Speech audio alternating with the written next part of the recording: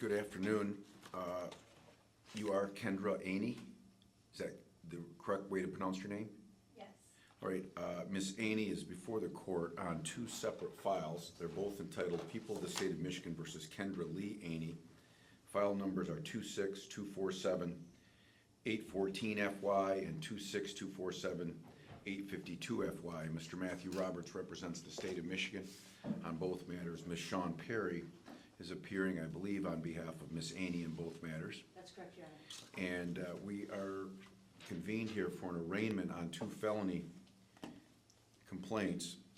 In file 814FY, the complaint alleges that Kendra Lee Aney, on or about March 28, 2026, in the city of Muskegon Heights, Muskegon County, Michigan, that you did in count one willfully and maliciously destroy or injure certain personal property, to wit, handcuffs, belonging to or possessed by the Muskegon Heights Police Department. This is called malicious destruction of police or fire property. It's a felony. It's punishable by up to 4 years incarceration and or a $5,000 fine plus court costs and restitution. Count two alleges that the same defendant at the same time, date, and place did break or escape from lawful custody while under criminal process, to wit, climbing out a police cruiser window and running away. This is called escaping from lawful custody. This is a misdemeanor. It's punishable by up to 1 year in the county jail and a $1,000 fine plus court costs.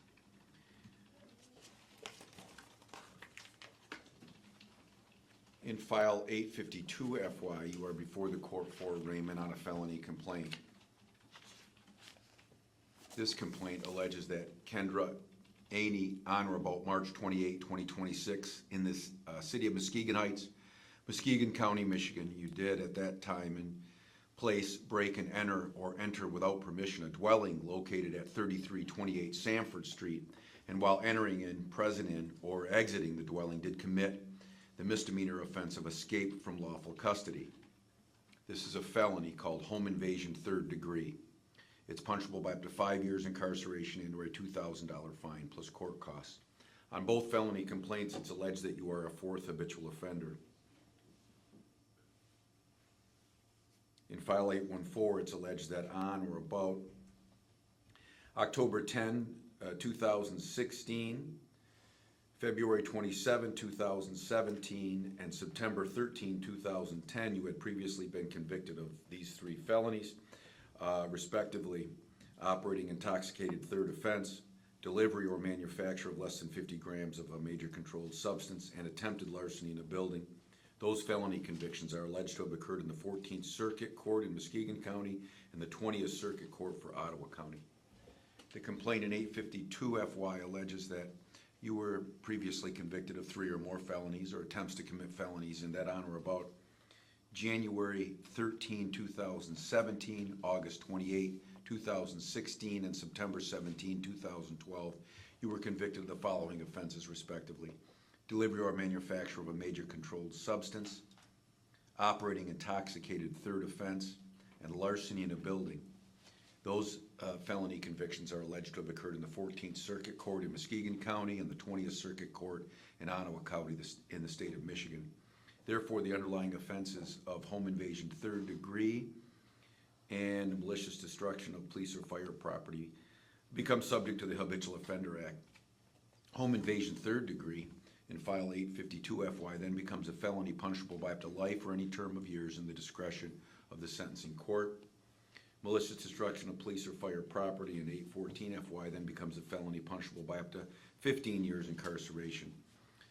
That would be in the discretion of the sentencing court. You have the right to remain silent. Anything you say orally or in writing can be used against you in court. You have the right to have a lawyer present with you during any questioning which you might consent to. If you do not have the money to hire a lawyer, the local indigent criminal defense system will appoint a lawyer for you at public expense. You have the right to have a lawyer representing you at all court proceedings. You have the right to have a probable cause conference and a preliminary examination scheduled on both of these files, and have those hearings set and heard in the next 21 days. You have the right to be considered for pretrial release and to a trial by jury.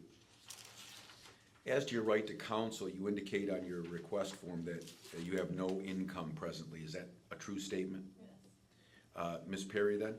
Yes, Your Honor, we'll accept appointment. All right, so the Public Defender's Office will be representing you on both of these files.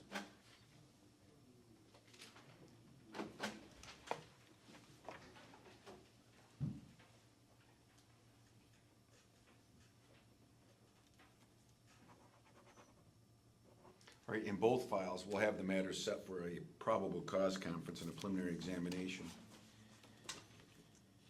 Your probable cause conference is scheduled for Wednesday, April 15, 2026 at 1:30 in the afternoon in the courtroom, on the second floor here in room 215, right across from courtroom 4 here. The preliminary examination is scheduled for the following Wednesday, April 22nd, 2026 at 9:30 in the morning in this courtroom, courtroom number 4. Ms. Perry, anything as to bond? Thank you, Your Honor. Ms. Aney is a resident of Muskegon County and has been for all of her life. She is suffering from drug addiction, Your Honor, and has suffered greatly as a result of that. What I'm going to ask the court is as follows. You set a reasonable bond, but that you give us the opportunity that if she can get into inpatient counseling during this time, that she be able to be released to the inpatient and then returned to jail unless she's able to post the bond. Okay, thank you. Anything, Mr. Roberts, as to bond? Yes, Your Honor. I think at the outset, I think it's fair to say that this is not a situation where the court should be looking at whether or not Ms. Aney is entitled to a reasonable bond, or to a personal recognizance bond. It's difficult to imagine a scenario where the need for an actual cash bond is more appropriate, even despite the circumstances here with the charges, than this case, to prevent Ms. Aney from performing another disappearing act that she tried to pull off on Saturday. I will say this, that in general, the court is well aware that our office's policy, and certainly my policy, is that whenever we're dealing with a person who is suffering from substance abuse issues, that generally release to inpatient treatment is something that we can go along with. Unfortunately, I would say that Ms. Aney, of any individual that we've come across, has forfeited her right to be granted that opportunity as much as she may need it. And I don't doubt that that might, in fact, be the reason that she's committed these offenses and that she needs that. But she's just demonstrated through her pattern of behavior here that she cannot be trusted to do that. And if the actions of Saturday and the actions of the fact that she was already on parole and hadn't absconded for parole at the time this took place and showed us anything, is that we could not trust her even in an inpatient setting. So as much as it pains me to say that I don't think she should be entitled to that benefit at this point, I don't think she has earned that benefit at this point. As the court is well aware, inescapably, it has 3 options to look at here, or 3 factors that it should look at here under the court rule. There's a number of factors, but I think 3 really stand out to the court.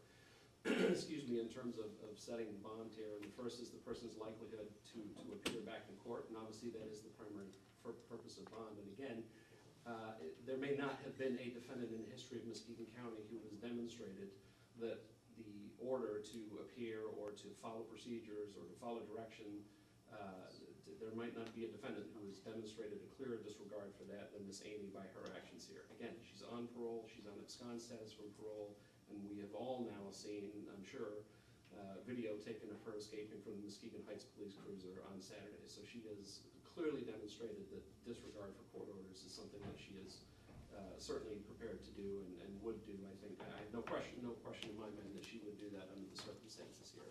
I know the temptation would be that because she is on parole and she will likely have a parole hold, to rely on that parole hold, but I think we've all encountered situations where for whatever reason that does not stay in place, or there's some mix-up, or that gets lifted for some reason at some point down the road. So I don't think we rely simply on the fact that there's a parole hold here that will be holding her as well. I think that doesn't aggregate the court's responsibility here to set what I believe should be a high cash bond for this matter. The second factor that the court can look at here is the likelihood of conviction, and I've alluded to it already. We've all, I'm sure, in this courtroom seen the video of Ms. Aney escaping from the Muskegon Heights police cruiser.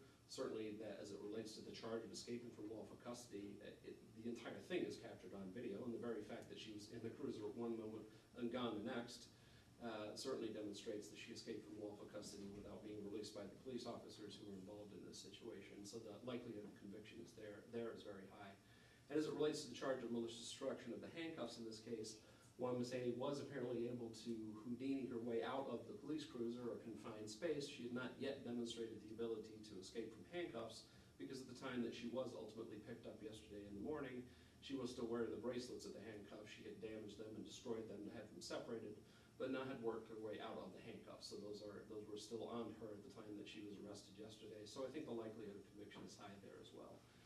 Finally, Judge, despite, and I recognize from the public's perspective and even from a court perspective and everyone's perspective, that there is an element to this that is amusing to some regard, and I don't want to ignore that. But what we cannot escape here is that there is also an element to this that was incredibly, incredibly dangerous. First of all, to herself, to even attempt this and to have been able to do it, I don't know how she did it, but to do it without injuring herself alone is significant. Most people, I think, under that situation would have simply fell out of that window and probably injured themselves very seriously, if not more, by landing on concrete, which is where this cruiser was parked at the time.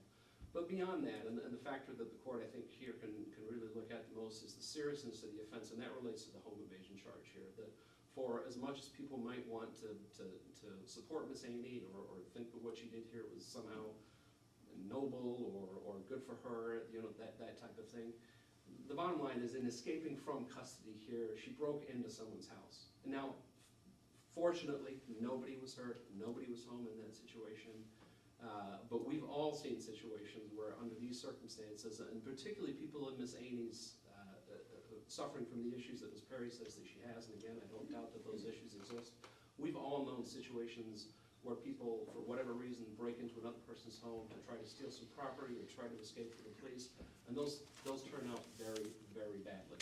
Unfortunately, that did not happen here, but it doesn't take away from the seriousness of the offense here, and that alone, I think, calls for a substantial cash bond here. So again, while under normal circumstances, I would probably agree to or even advocate for a person to be released to inpatient treatment to get treatment for their substance abuse issues, that is simply not a risk that the court, I think, can take at this point, because quite frankly, I think it'll be a situation of now we see her and then we won't when it comes time for Ms. Aney to appear in court.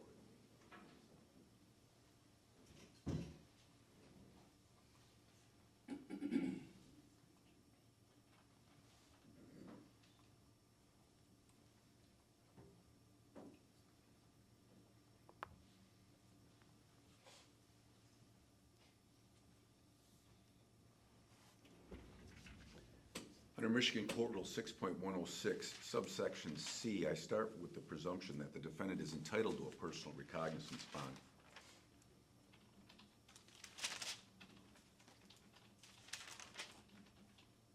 Subsection C provides that if the defendant is not ordered to be held in custody pursuant to Subrule B on the major capital offenses of murder or armed robbery or criminal sexual conduct first degree, the court must order the pretrial release of a defendant on a personal recognizance, unless the court determines that such release will not reasonably ensure the appearance of the defendant as required, etc., or will not present a danger to the public.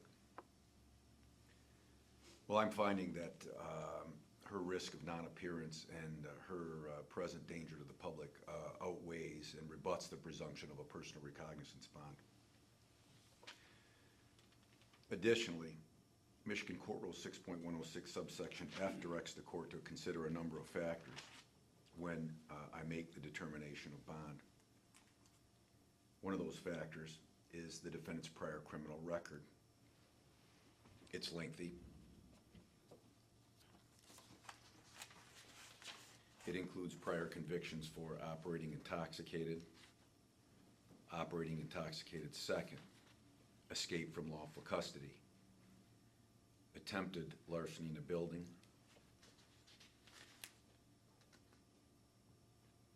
unlawfully driving away a motor vehicle, larceny in a building, operating intoxicated third offense,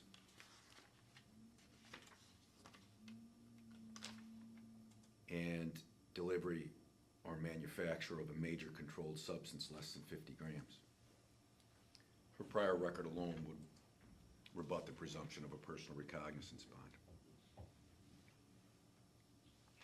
Subsection F additionally directs the court to consider the defendant's history of substance abuse or addiction, and apparently it's significant.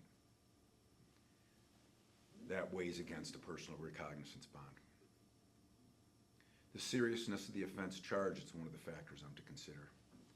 And this is not amusing to the court in any way. It's sad, is what it is. It's a sad story. But it is a serious offense that happened here that can have serious consequences, some unintended. I'm also considering other factors that bear on the risk of non-appearance. Can that phone be removed from the courtroom, please? So I'm considering other factors that bear on the risk of non-appearance, and one of those factors that I read in the affidavit for warrantless arrest indicates to the court that the defendant, when arrested on the parole absconding warrant, gave a false name to the officer, required them to check fingerprints to really get her identity, so she was willing to fabricate her true identity to the officer, and then apparently when under arrest on the abscond warrant, was able to escape the interior of a police cruiser and flee on foot while in handcuffs. That demonstrates to me, like I said, a very sad situation regarding the lengths to which she's willing to go to maintain her substance abuse. And I've said this before, but these major substance abuse cases are not victimless crimes. Miss Aney has been robbed of her life because of this substance abuse. She's being robbed of her freedom.